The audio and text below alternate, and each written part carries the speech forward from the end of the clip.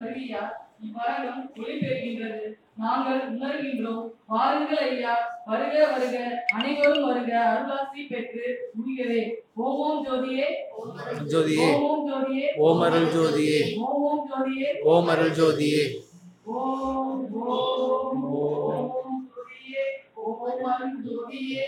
மந்திர துட்பொருள் தோன்றா துணை, தோன்றிய வெள்ளம் கருணை கடல், ஆத்மானி வெட்டவெளியை உருவாக்குவன், முற்றும் தோற்றுவித்த பின்பும் மொழியிருப்பு, தமிழிய தந்தை கரபற்ற வார்த்தை, முட்டறுத்த மொழி கட்டறுத்த மொழி ஞானம், வித்தையின் பயன் விதிவென்ற மதினார், சுதாத்ம நிலையம் சுயம் பிரகாச அருட்கூட, ஒளியோடு வழிகாட்டும் நல்ல மேய்ப்பன், அங்கை நெல்லிக்கனி பாவம் போக்கும் திருவடி, எல்லா பெருமைக்கும் பெரியோன் பேரியக்கத்தின் உள்ளுள்ளோன், தகுதிகள் மிகுதி படைத்த இப்பதினாறும் பெற்ற சத்குருநாதா நின்றால் வாழ்க.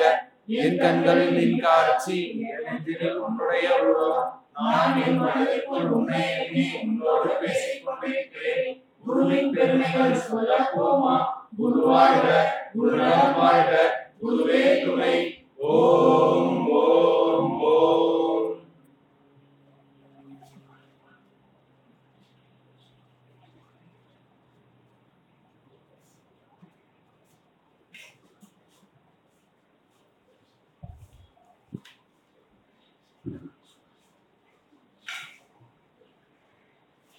ஞானம், தியானம் இவற்றை பார்வை, பார்ப்படும் பொருள், கேள்வை, மூச்சு இவற்றை இணைக்கும் அறிவு, இவற்றை குறித்து கவனித்தால் நாம் மரணத்தை வெல்லலாம் என்ற மாபெரும் உண்மையை ஜோதி, சொரூப, சப்த, சர, யோக, ஞான, தியானம் என்று ஐயா அவர்கள் நமக்கு போதிக்கின்றார்கள். நன்றி ஐயா.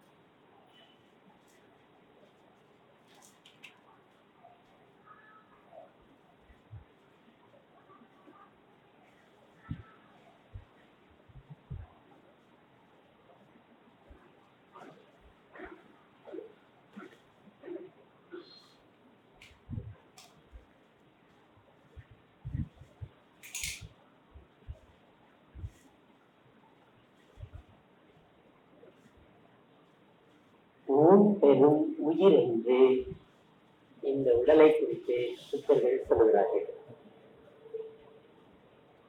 ஊன் பெரும் உயிரால் அன்பு, ஆக்கம், உண்மை என்ற மூன்றும் நமக்கு கிடைக்கிறது.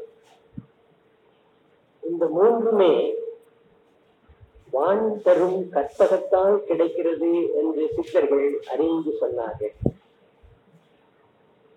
வான் ஒரு கற்பக தருவாக இருந்து நமக்கு எல்லாவற்றையும் வழங்கி கொண்டிருக்கிறது என்கின்ற மாபெரும் உண்மையை சித்தர்கள் உணர்ந்ததோடு மட்டுமல்லாமல் அதை தங்களுக்குள் உணர்ந்த வித்தைகளாகவும் நமக்கு அளித்திருக்கின்றார்கள். சாண்டில்ய வித்தை என்று வேதம் இதனை வெகு சிறப்பாக சொல்லுகிறது. சான்று இல்லாதது, அதாவது பிறப்பை அறுக்கக்கூடியது, பிறப்பு இல்லாதது என்கின்ற வித்தையை சாண்டில்ய வித்தை என்று அவர்கள் சொன்னார். சித்த வித்தை என்று சொன்னாலும் பிரம்ம வித்தை என்று சொன்னாலும் ஒன்றுதான்.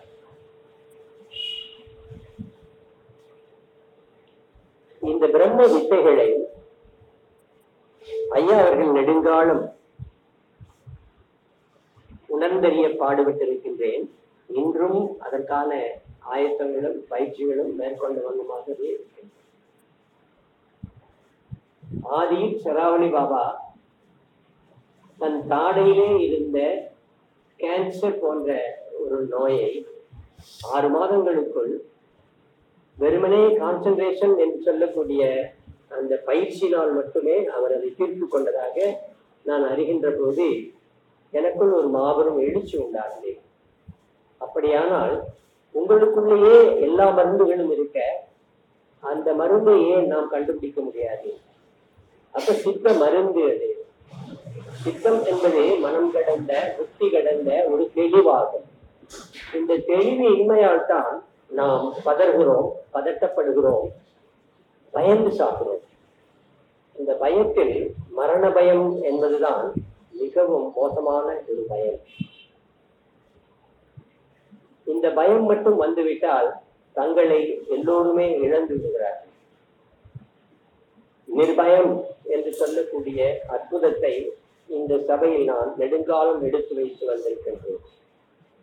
நிர்பயம், நிர்தாட்சிணியம், நிர்குணம் என்பதே என்னுடைய மனதில் மிக ஆழமாக பதிந்து இவற்றையே நாம் எல்லோரும் பெறுகின்ற போது எத்தகைய ஒரு நன்மையான வாழ்க்கையை, உண்மையான வாழ்க்கையை, ஊக்கமிகுந்த ஒரு வாழ்க்கையை நாம் பெற முடியும் என்கிறது விதித்த விதியாக இருக்கின்றது.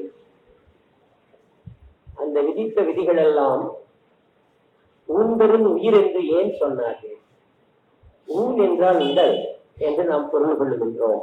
ஆனால் இந்த ஊன் என்ற சொல்லிற்கு மிக அற்புதமான விளக்கம் இருக்கிறது. இது மிக பழமையான அர்த்தம். இதற்கு நிகழ்வுகளிலும் மற்ற அகராதிகளிலும் நீங்கள் தேடினால் பொருள் கொள்ள முடியாது. ஆனால் ஒரு வரியில், ஒரு வார்த்தையில் அதை சொல்ல வேண்டும் என்று சொன்னால் லித்தியம் என்ற வார்த்தையில் சொல்லலாம். ஹைட்ரஜன், ஹீலியம் இது இரண்டும் ஏற்படுத்துகின்ற ஒரு வெண்தணல் தான், ஒரு அட்டாமிக் வெஞ்சன்ஸ் தான் பேரொடியாக சூரியனிடமிருந்து பிரகாசித்துக் கொண்டிருக்கின்றது. அது நம்மை சுட்டரிக்கிறதை நாம் பார்க்கிறோம். லித்தியம் என்று சொல்லக்கூடிய லித்தோஸ்பியர், அதாவது நாம் வாழும் இந்த பூமியிலிருந்து பெறக்கூடிய அனைத்தும் நமக்கு எரிபொருளாக பயன்படுகின்றது. ஆரம்பத்தில் நம் உடலில் உள்ள ஒரு செல் கனகம் என்று இதை சித்தர்கள் சொல்லுகின்றார்கள். இந்த ஒரு செல், அந்த செல்லினுடைய கருவாக லித்தியம் என்ற இந்த பொருள் வேலை செய்கிறது. அது ஹைட்ரஜன் என்று 90 விழுக்காடுக்கு மேலாக நம் உடம்பில் இருக்கின்ற அந்த நீர் தன்மையில் இணைகின்ற போது நம் உடல் சூடாக இருக்கிற அந்த ஹீலியம் என்று சொல்லக்கூடிய உடற்சூடு நம்மை வளர்த்து கொண்டு வருகிறது. இந்த உடற்சூடு தப்பினால் எண்ணம் தப்பும். எண்ணம் தப்பினால் மரணம் வரும். மரணத்திலிருந்து காக்கவும், எண்ணங்கள் தப்பாதிருக்கவும், எப்போதும் நாம் இந்த இயற்கையோடு ஒன்றி இருக்கவும் சித்தர்கள் நமக்கு பணித்திருக்கிறார்கள். அதற்கான வித்தையை அவர்கள் தந்திருக்கின்றார்கள். ஆனால் நம் உடம்போ அடுக்கடுக்கான பல அற்புத சங்கதிகளால் வேயப்பட்டிருக்கிறது. ஒரு பேஸ் மட்டம் என்று சொல்லுகிற ஒரு மூலாதாரத்தையும், அதற்கு அடுத்தபடியாக பல்வேறு படிநிலைகளிலே சகசிராரம் வரை நமக்கு ஒரு 7 சிட்டுகள் தெரிகின்றன. அதில் ஒன்று சித்தி என்று சொல்லக்கூடிய கழுத்து பகுதியாகும். இந்த கழுத்து பகுதியை கண்டம் என்று சொல்லுகின்றார். கழுத்திற்கு மேலே அண்டம், கழுத்திற்கு கீழே பிண்டம், கழுத்திற்கு கண்டம் என்று சொல்லுகிறார். ஒரு பெரிய கண்டத்திலிருந்து நான் தப்பிவிட்டேன் என்று சொன்னால் ஒரு பெரிய மரண அவஸ்தையிலிருந்து அல்லது மரணத்திலிருந்து அல்லது ஒரு பேராபத்திலிருந்து நான் தப்பிவிட்டேன் என்றுதான் அதற்கு பொருளாகும். இந்த கண்டம் என்ற கழுத்து நம்மையும் பரத்தையும் இணைக்கக்கூடிய அற்புத சக்தியை பெற்றிருக்கிறது. இந்த உடல் முழுமையும் காப்பாற்றுகின்ற பொருளாகவும் அதில் இருக்கின்றன. முக்கியமாக இந்த உடல் வளர் சிதைவு என்று சொல்லக்கூடிய சர்வ அங்கத்தையும் காக்கக்கூடிய பொருளாக இருக்கின்ற லித்தியம் அங்கே இருக்கிறது. அது உருபொருளாக, ஊரும் பொருளாக நம் சயின்ஸுகளில் சொல்லுகின்ற போது, அதான் அறிவியலாளருடைய கூற்று பிரகாரம் அதை நாம் அறிகின்ற போது, இதை இன்றைய காலகட்டத்திலே கழுத்தை சுற்றி இருக்கின்ற சுரப்பிக்கு சொல்லுகிறார். உங்களுக்கு தெரியும் கழுத்தை சுற்றி இருக்கின்ற சுரப்பி என்ன சுரப்பி என்று சொல்ல. என்ன சுரப்பிப்பா? தைராய்டு. அது எதை சுரக்குது? டைரக்ஷன் என்று சொல்லக்கூடிய ஒரு அற்புதமான லித்தியத்தை சுரக்கும். இதுதான் உடல் கட்டுப்பாட்டு முழுதும் வைத்திருக்கு, கண்ணுள்ளே கட்டுப்பிடிக்க வைத்திருக்கு. இன்றெல்லாம் இது வெகு சீக்கிரமாகவே நம்மை ஆட்கொள்ளுவதை விடுத்து நமக்கு துன்பம் தருவதாக விஞ்ஞானத்திலே கண்டுபிடித்து டாக்டர்கள் இதற்காக ஒரு முயற்சிகள் செய்து பல்வேறு வகையான மருந்து வகைகளாக கண்டுபிடித்து இதை கெட்டுவிட்டால் அவற்றிற்கு மாத்திரைகள் எல்லாம் கொடுக்கின்றார். இந்த இடம் விசுத்தி என்று சொல்லி நமது சித்தர்கள் சொல்லுகின்றார்கள். அதாவது காற்று சம்பந்தமான இடமாம். பரத்தையும் நம்மையும் இணைப்பது அட்மாஸ்பியர் என்று சொல்லக்கூடிய காற்று பகுதியாகத்தான் இருக்கின்றது.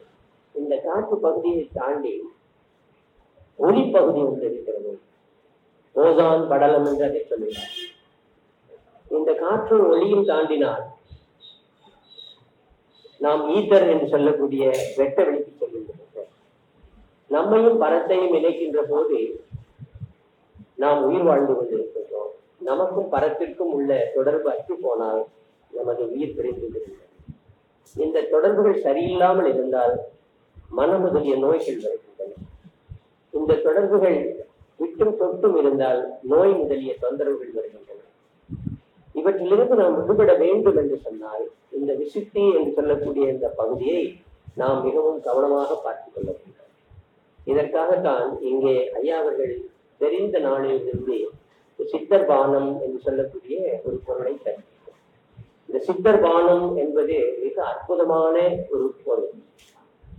இதிலே சுக்கு, மிளகு, திப்பிலி போன்ற பொருள்களும் ஏதாவது 3 வகையான மூலிகைகளும், குறிப்பாக தூதுவளை, முசுமுசுக்கை,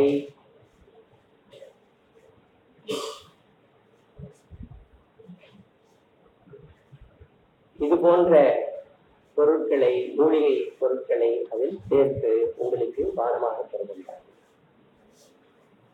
இதை வாரம் ஒரு முறை குடித்து வந்தாலே போதும். நெஞ்சிலே சளி அற்று போகும், இருமல் குறைந்து போகும், மனம் திடப்படும், மனோவியாதிகள் அற்று போகும். தொடர்ந்து ஒரு 3 ஆண்டுகள் இதை நாம் சாப்பிட்டு வந்தால், காலை மாலை இருவேளை அல்லது வாரம் ஒரு முறையேனும் சாப்பிட்டு வந்தால் எல்லா விதமான நோய்களும் இதனால் அகன்று விடுகின்றன. இன்று உங்களுக்கு குறிப்பாக இந்த வாரத்தில் நாம் எடுத்துக்கொண்டது போல ஏதாவது ஒரு நோய் தீர்க்கும் பயிற்சியை தருவதாக ஐயா வாக்களித்திருந்தேன். அந்த வாக்கின் பிரகாரம் இந்த விசுத்தி என்ற இந்த இடத்தை நாம் எப்படி சுத்தம் செய்வது என்றெல்லாம் சக்கரங்கள் வரும்போது சொல்லிக் கொடுத்திருக்கிறோம். ஆனால் அதனிலும் மேலாக மருந்தாக இதை நாம் எப்படி பயன்படுத்தலாம் என்கின்றது இன்றைக்கு பார்ப்போம். இது எதற்கெல்லாம் மருந்தாக பயன்படும் என்றால், தொண்டை கரகரப்பு, அசாதாரணமான இருமல், சளி இருக்காது, வறட்டு இருமல் என்று சொல்வார்கள். திடீரென்று அந்த இருமல் வந்து இருமிக் கொண்டே இருப்போம். தொண்டை சரியில்லாமல் ஏதாவது ஒரு பகுதியில் பிஞ்சிங் பெயின் இருக்கும். அதாவது சுருக்கென்று ஏதாவது ஒரு இடத்துல குத்தி கொண்டிருக்கும். அதன் வழியாக துரத்தல் என்று சொல்வார்கள். இந்த இருமல் வந்து கொண்டே இருக்கும். ரெஸ்பிரேட்டரி சிஸ்டம் என்று சொல்லக்கூடிய நமது மூச்சு குழலிலே ஏற்படுகின்ற சில வித்தியாசங்கள் இந்த கழுத்தை நாம் சரியாக கவனிக்காத காரணத்தினால் நமக்கு ஏற்படுகிறது. இந்த கழுத்தில் தான் லாரிங்ஸ் என்று சொல்லக்கூடிய தொண்டை பகுதி, அதுதான் பேச்சுக்கு ஆதாரமாக இருக்கின்றது. இந்த மூச்சு குழல் பேச்சுக்கும் ஆதாரமாக இருக்கிறது. உணவு குழலோடு அங்கே இணைந்து காற்றை மட்டும் உள்ளே வாங்கி கொண்டு உணவு வருகின்ற போது இந்த காற்று குழாயை தடுத்து உணவு குழாய் வழியில் செல்லும்படியான பாதையும் ஏற்படுத்தும். இந்த உணவு குழாயில் அந்த காற்று செல்லுகின்ற போது அதில் 2 கதிகள் நடக்கின்றன. ஒன்று கீழ்கதி. இது வாயு என்று சொல்லக்கூடிய இந்த வாயு இறைப்பையிலே நிறைந்திருக்கும். நாம் விழுங்குகின்ற ஒவ்வொரு கவளத்தின் மூலமாகவும் உணவின் மூலமாகவும் இந்த காற்று உள்ளே செல்லும். அப்படி செல்லுகின்ற காற்று கவளமாகவே வெளியேறும் செய்யும். இதுவே அந்த சோற்று பாதையில், அதாவது உணவு பாதையில் உணவு குழலில் இந்த தொண்டையிலிருந்து ஆரம்பித்து நமது எக்ஸ்பிரேஷன் என்று சொல்லக்கூடிய குதஸ்தானம் வரைக்கும் இது வரும். இதற்கு நீர்வழியும் பிரிகின்ற காரணத்தால் நீர்வழியையும் இதுவே ஆட்கொள்ளும். ஆக கழுத்தை மட்டும் நீங்கள் மிக அற்புதமான முறையில் பாதுகாத்து வந்தீர்கள் என்று சொன்னால் உடல் தான் பாதுகாக்கப்பட்டதாக ஆகிவிடும். அதனால் இந்த விசுத்தி சுத்தி என்று சொல்லக்கூடிய இந்த சுத்தியை நீங்கள் கண்டிப்பாக செய்ய வேண்டும். இந்த விசுத்தி சுத்தி எப்படி செய்வது என்பது முதல், எப்படி நாம் இந்த சித்தர்பானம் அருந்துகிறோமோ அது போல இந்த விசுத்தி சுத்தி என்று சொல்லக்கூடிய இந்த பயிற்சி நம் வாழ்நாளை சுறுசுறுப்பாக ஆக்குவது மட்டுமல்லாமல் நமக்கு இருக்கக்கூடிய மனநோய் உடல் நோய் இரண்டையும் அது கலைந்துவிடும். தொண்டையில் இருக்கக்கூடிய எத்தனை வகையான நோய்களாக இருந்தாலும், மூச்சு திணறல், பேச்சற்று போதல், திக்குதல், உளறுதல், சமயத்தில் நாம் சொல்ல நினைப்பதை சொல்ல முடியாது போதல், இப்படி இருக்கக்கூடிய குறைகள் எல்லாமே இது நீக்கிவிட்டது. இந்த விசுத்தி சுத்தி பலமுறை இங்கே சொல்லிக் கொடுக்கப்பட்டிருக்கிறது. இந்த வகுப்பின் இறுதியில் நமது தோழர் நரசிம்மன் அவர்கள் அதை உங்களுக்கு எப்படி செய்வது என்று சொல்லி காட்டுவார்கள். நான் அதை அவரிடம் எழுதினேன். இப்போது தொண்டையிலே வரக்கூடிய எத்தனை வகை நோயாக இருந்தாலும் அதை எப்படி விளக்குவது என்பதற்குரிய பயிற்சியை மட்டும் நீங்கள் எழுதிக் கொள்ளுங்கள். இந்த தொண்டை பகுதியில் ஆகர்ஷண சக்தி இருக்கிறது, அதாவது ஈர்ப்பு இருக்கிறது. எப்படி புவியினுடைய ஈர்ப்பு இருக்கிறதோ அது போலவே 6 ஆதார சக்கரங்களிலும் ஈர்ப்பு இருக்கிறது. உதாரணமாக மூலாதாரம் 4 திசைகளிலும் இருந்து ஈர்ப்பு தன்னுள் பெறக்கூடிய தகுதியை பெற்றிருக்கிறது. சுவாதிஷ்டானமோ 6 டைரக்ஷன்ல 6 வழிகளிலே இருந்து சக்தியை பெறக்கூடியதை பெற்றிருக்கிறது. மணிபூரகம் என்று சொல்லக்கூடிய சோலார் நர்வ் பிளக்ஸ் என்று சொல்லக்கூடிய அந்த வயிற்று பகுதியில தொப்புளை சுற்றி 10 திசைகளிலும் இருந்து தனக்கு வேண்டிய அத்தனை சக்திகளையும் பெற்றுக்கொள்ளக்கூடிய அற்புதம் அங்கே நிகழ்கிறது. இது போலவே இருதயஸ்தானத்திலே 12 டைரக்ஷன்ஸ் 12 திசைகளிலும் இருந்தும் எடுத்துக்கொள்ளக்கூடிய சக்தி இருக்கிறது. திசை 4ஆகத்தானே இருக்கிறது, நமக்கு தெரிந்த திசை 4 தானே. அவ்வாறு இருக்கும்போது எப்படி இது 10, 12, 8 என்றெல்லாம் ஆகிறது என்று உங்கள் மனதிலே வரலாம். இத்தகைய கேள்விகளுக்கு தனியாகவும் நேராகவும் இந்த சக்கரங்களுக்குள்ள அதிசயங்களாகவும் சித்தர்கள் பலவிட சொல்லி இருக்கிறார்கள். ஆனால் திசைதோறும் சென்று உங்களுக்கு தேவையானவற்றை கொண்டு வரக்கூடிய சக்தி உங்கள் மனதிலே இருக்கிறது. உங்கள் இருதயத்தை மையமாக வைத்து அல்லது 6 ஆதாரங்களில் ஏதாவது ஒரு ஆதாரத்தை மையமாக வைத்து அந்தந்த ஆதாரங்களுக்குரிய வழிகளான திசைகள் வழியாக நம் சிந்தையை செலுத்துகின்ற போது அது மருந்தாக பயன்படுகிறது. அப்போ கழுத்திற்குரியது 16 டைரக்ஷன்ஸ் என்று சொல்லியிருக்காங்க. அதனால 16 பாகைகளாக நம் கழுத்தை பிரித்து அந்த 16 பாகைகளிலும் இருந்து 16க்கு குறைவில்லாமல் அதற்கு மேல் எத்தனையாக இருந்தாலும் பரவாயில்லை, நீங்கள் அதற்குரிய சத்தத்தை கொடுக்கின்ற போது ரத்த ஓட்டத்திற்குரிய சத்தத்தை கொடுத்தாலும் போதும். கழுத்துக்கென்று தனியாக சத்தம் இருக்கிறது, அந்த சத்தத்தை கொடுத்தாலும் போதும். இந்த சத்தத்தை கொண்டு நீங்கள் வழிநடத்துகின்ற போது உடனே அது விட்டுரும். ஒரு தொண்டை கரகரப்பு இருக்கு, இடையறாத இருமல் இருக்கு, அல்லது நெடுங்கால சளி தொல்லை இருக்கிறது என்று பார்க்கிற போது இந்த பயிற்சியை நீங்கள் செய்யலாம். இதற்கு நீங்கள் செய்ய வேண்டியதெல்லாம் உங்கள் கழுத்தை சுற்றி நீங்கள் இந்த ஊதுமுறை செய்ய வேண்டும். இதற்கு உரிய மந்திரம் செராவணி மந்திரம் என்று ஐயா அவர்கள் குறிப்பிட்டிருக்கிறது. இந்த செராவணி மந்திரத்தில் ஓம் சிங் ரங் அங் சிங் ஓம் என்ற மந்திரங்கள் இருக்கின்றன. இவற்றை குறித்தெல்லாம் பல முறையும் சொல்லி இருக்கின்றேன். இந்த ஓம் என்பது எல்லாவற்றுக்கும் பொதுவான மந்திரம். உத்கீதை என்று வேதம் இதனை போற்றும். உத்கீதையை அறிந்து போற்றுகிறவர்களுக்கு மரணம் இல்லை என்று சித்தர்கள் சொல்லுகின்றார்கள். அப்பேற்பட்ட அந்த உத்கீதையில் ஓம் என்று சொல்லக்கூடிய அந்த சப்தம் எப்போதும் மூலாதாரத்தில் இருந்து கொண்டு நம்மை வாழ வைத்துக் கொண்டிருக்கிறது. அதுவே 51 அச்சரங்களாக நம் உடலெல்லாம் இருந்து நம்மை கவனித்துக் கொண்டு வருகிறது. அத்துச்சரம் அச்சரம் என்று சொல்லக்கூடியது அத்தாக இருந்து ஒரு சத்தமாக இருந்து ஒவ்வொரு மனிதர்களுக்குள்ளும் தனித்தனியாக நம்மை வளர்த்து கொண்டு இருக்கிறது. அதனால்தான் தாய்க்கு இருக்கிற போன்ற ஒரு சத்தம் பிள்ளைக்கு இல்லை, பிள்ளைக்கு இருக்கிற போன்ற ஒரு சத்தம் பேரனுக்கு இல்லை, பேத்திக்கு இல்லை. ஒருவருக்கு இருக்கிற சத்தம் இன்னொருவருக்கு இல்லை. ஒருத்தர் குரல் போல் இன்னொருத்தருக்கு குரல் இருப்பதில்லை. காரணம், இந்த அத்து என்று சொல்லக்கூடிய அற்புத மந்திரத்தினால் அச்சரத்தினால் தான் நாம் பிறப்பெடுத்திருக்கின்றோம். அது பிறப்புக்கு உரிய சத்தமாக இருக்கிறது. அப்படி பார்க்கும்போது ஐயா அவர்கள் இதை பல காலம் ஆராய்ந்து, குறிப்பாக சுப்பிரமணிய சித்தர்,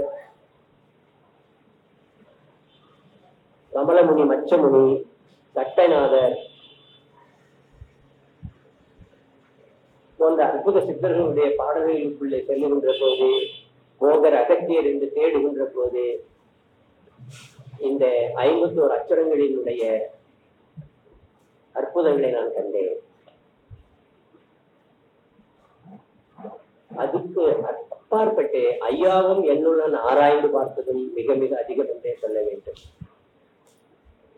உதாரணமாக எனக்கு ஜக்ரியா என்ற ஒரு நண்பன் இருக்கான். அவன் எனக்கு அடுத்தாப்புல உட்காருவான். இந்த மாதிரி முஸ்லிம்களோட விருதுநகர்ல நாங்கள் படிக்கிற போது அடிக்கடி கூப்பிடுகிற ஒரு குரலாக இருக்கான். ஜக்ரியா எங்க போனீங்க வா. அந்த ஜக்ரியா என்ற அந்த பெயரை உச்சரிக்கிற போது எந்த இடம் நம் உடம்பிலே ஸ்டிமுலேட் ஆகுறது என்பது நான் 9வது வகுப்பு படிக்கிற போது எனக்கு தெரிந்தது. அவனை கூப்பிடும் போது மட்டும் அந்த இடது பக்கத்திலே இருதயத்திற்கு கீழே ஸ்டெனம்ல இருந்து இடது பக்கத்துல ஒரு குறிப்பிட்ட இடத்தில் அந்த அதிர்வு வருவதை நான் பார்த்தேன். ஒரு காலத்தில் நெஞ்சு எரிச்சல், அந்த வயிறு எரிச்சல் தொடர்ந்து ஐயாவுக்கு இருந்து கொண்டே இருந்தது. அப்போது நோ பிரஷர் என்ற ஒரு சங்கடத்தில் நான் இருந்து கொண்டிருந்தேன். டாக்டர்களிடம் போகிற போது அவர்கள் என்ன கொடுப்பார்கள்? விட்டமின் சி கொடுப்பார்கள். எனக்கு என்ன டானிக்கெல்லாம் கொடுப்பாங்க. நொறுக்கு நிறைய தின்னுங்க, உப்பு உரப்பு சேர்க்கணுங்கன்னு சொல்லுவாங்க. பல காலம் அவஸ்தைப்பட்டேன். அந்த சமயத்தில் இந்த ஜக்ரியா என்று அவனை நினைக்கிற போது அந்த நினைவே எனக்கு அங்கு ஒரு அறிவை தரும். பின்னாளில் அதைத்தான் பக்ரியா மா என்று அந்த பேங்க்ரியாஸ் கூறிய மந்திரமாக உங்களுக்கு நான் கொடுத்தேன். இவையெல்லாம் சித்தர்களில் இருந்துதான் இவர் பெற்றாரா என்றால் அதை நீங்கள் அங்கே தேட முடியாது. எந்த சித்தர் நூலிலே இருக்கிறது என்று கேட்டால் என்னாலும் சொல்ல முடியாது. ஆனால் ஓம் சிங், ரங், அங் சிங் போன்றவைகள் எல்லா சித்தர் நூல்களிலும் பார்க்கலாம். இப்படிப்பட்ட மந்திரங்கள் ஐயாவால் தேடி எடுக்கப்பட்டதாக இருக்கும். ஐலோ பகிரியாமா ஒரு பாட்டு உண்டு. சந்திரலேகா என்ற படத்தை பார்த்தவர்கள் இந்த பாட்டை கேட்டிருப்பீர்கள். அன்றிருந்த சிரிப்பு நடிகர் 2 பேர் அதை பாடி ஆடினார்கள். ஐயாவை தாக்கிய அனைத்து சத்தங்களும் என் உடம்பில் எவ்வாறு வேலை செய்தது என்பதை உணர்ந்தே நான் இந்த ஆன்மீகத்துக்குள் வந்தேன் என்று சொல்ல வேண்டும்.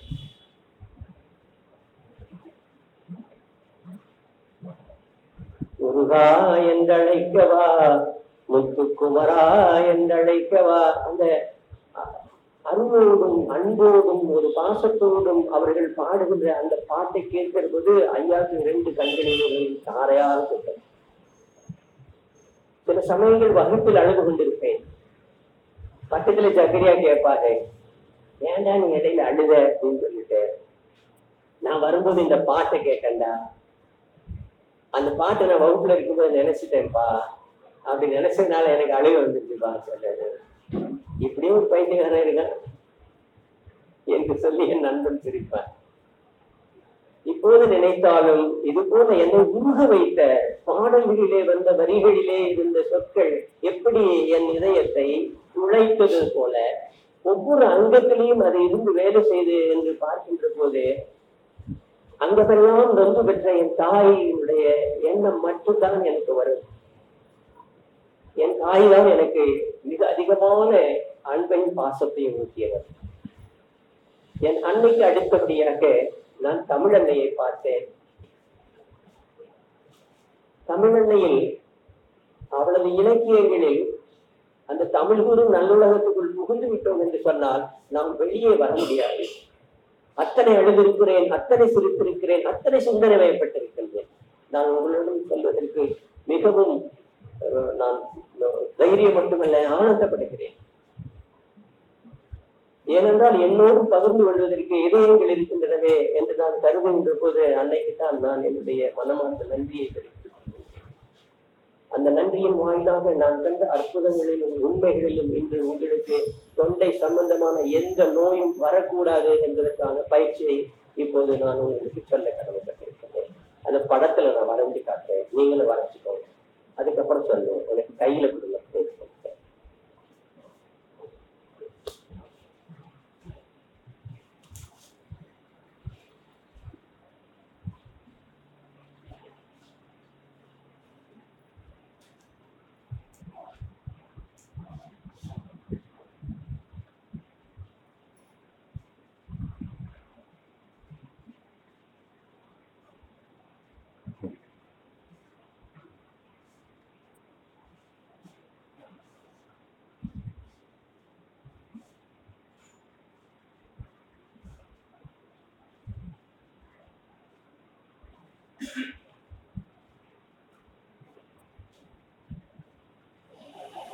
அற்புதமான ஒரு கழுத்துல, ஒரு நல்ல ஒரு முகத்தின் அற்புதமான கழுத்துல ஒரு ஆரம்,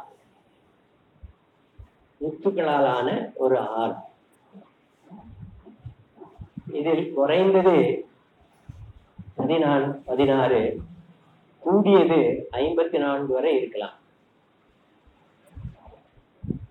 இப்போது உங்கள் கழுத்தை சுற்றி 16 முத்துக்களுக்கு குறைவில்லாத, அந்த காலத்துல பதக்கம் சங்கிலி என்று சொல்வார்கள். இந்த பதக்கம் சங்கிலி என்ன கேட்டீங்கன்னா, இது கூட இன்னும் முத்துக்கள் போட்டிருக்கோம், ஒரு பெரிய இதுவும் அதை சேர்ந்திருக்கும். இன்றைக்கு யாரும் அதை அதிகமாக அணிவதை நான் பார்க்கவில்லை. சில சமயங்கள் விளம்பரங்களிலும் படத்திலே போட்டுட்டு வராங்க. இப்ப யாரும் அதை இன்ட்ரெஸ்டா போடுறது இல்லை. ஆனா அந்த காலத்துல அதை போட்டிருந்தாங்க. நீங்க மந்திரம் சொல்லாட்டாலும் சொன்னாலும் இது திசைகளிலே இருந்து நமக்கு தாக்கத்தை கொண்டு வந்து கொடுக்கும்.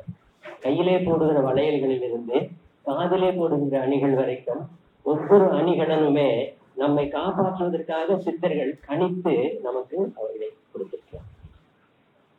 கொப்பு, முருகு, ஒன்னப்பத்தட்டு என்றெல்லாம் போட்டிருப்பார்கள் காதில. லோலாக்கு என்று சொல்லி அந்த மூக்கில போட்டிருப்பாங்க. சமீபத்தில் ஒரிசா சென்றிருந்தோம். அங்கே பழங்குடி இனத்து மக்களை பார்த்தோம்.